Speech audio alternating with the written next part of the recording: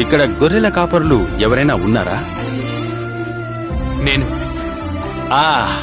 స్వాగతం. నువ్విక్కడ ఉండడం సంతోషం. గొర్రెల కాపురులకు నా హృదయంలో ప్రత్యేక స్థానం ఉంది.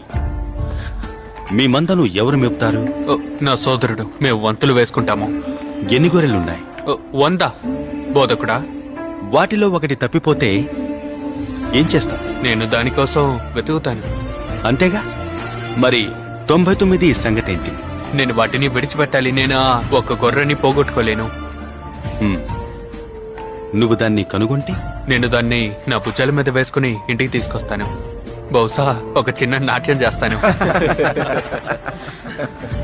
నీ గురించి ఆందోళన చెందిన నీ స్నేహితులకు నువ్వేం చెప్తావు? నాతో సంతోషించండి, తప్పిపోయిన నా గొర్రె దొరికింది. అతనేం చెప్పాడో గమనించారా? అతను ఎప్పుడూ తప్పిపోయిన 99 గొర్రెల కంటే ఒక గొర్రె కోసం ఎక్కువ సంతోషిస్తాడు.